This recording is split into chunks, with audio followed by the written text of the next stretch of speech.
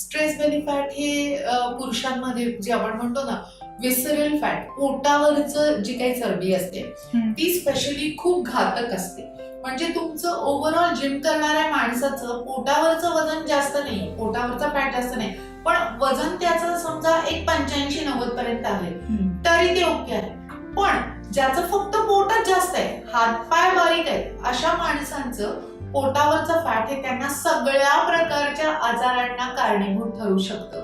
कारण त्याला आपण जे म्हणतो तो विसरल फॅट असतो आणि त्या फॅटमुळे तुमचे सगळे हॉर्मोन इम्बॅलन्स व्हायला सुरू होते, तुमच्या ऑर्गन्स भोवती पण फॅट व्हायला सुरू होतं, तुमच्या आर्टरीज मध्ये पण फॅट जमा व्हायला सुरू होतं.